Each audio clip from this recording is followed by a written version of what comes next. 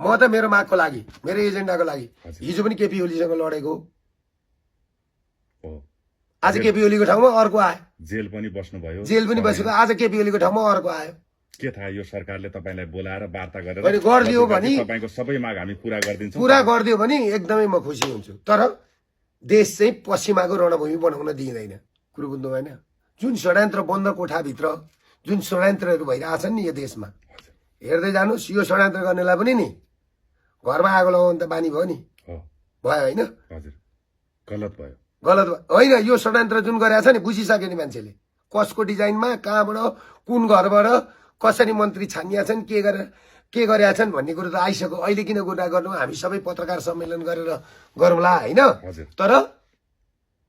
एउटा घरमा आगो लाग्नु भनेको नि कुखुरो हराउनु ठुलो कुरो होइन स्याल पल्किनु ठुलो कुरो सही अन्तिममा दाइ यो अहिले बनेको सरकारलाई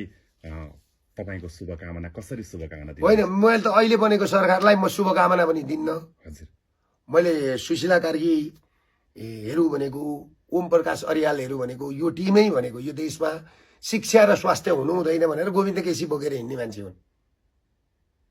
बुझ्नुभयो तपाईँले कुरो हजुर मेरो इङ्गित यो स्टाटस पनि त्यही हो हजुर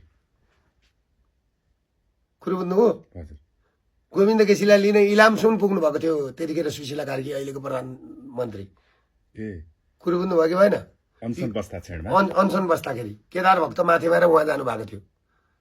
मैले त्यतिखेर भनेको थिएँ त मैले कतिपल्ट भनेको छु उसमा कनकुनी दीक्षित केदार भक्त माछेमा सुशीला कार्की कल्याण श्रेष्ठ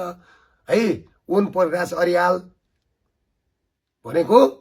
युरोपियन युनियनको फन्डिङमा डिजाइनमा चलेका हुन् भनेर मैले भनेको थियो नि त्यतिखेर भनेको थियो होइन आज त्यही आएको छ कुरा आयो नि होइन आयो होइन हजुर आयो मैले केपी ओलीलाई शेरबहादुरलाई प्रचण्डलाई मात्रै भनेको थिएन नि यिनीहरूलाई पनि मेरो कुरा त्यही हो कालिदास पनि सुध्रेका थिए के थाहा सुध्रिन पनि सक्छन् होइन यिनीहरू सुध्रेर अब सुध्रिँदैन विदेश जाने रोकिँदैन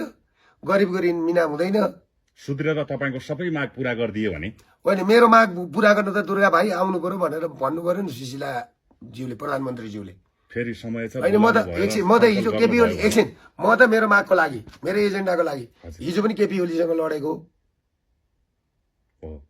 आज केपी ओलीको ठाउँमा अर्को आयो जेल पनि बस्नुभयो जेल पनि बसेको आज केपी ओलीको ठाउँमा अर्को आयो के थाहा यो सरकारले तपाईलाई बोलाएर वार्ता गरेर अनि गरिदियो भने तपाईको सबै माग हामी पूरा गरिदिन्छौँ पूरा गरिदियो भने एकदमै म खुसी हुन्छु तर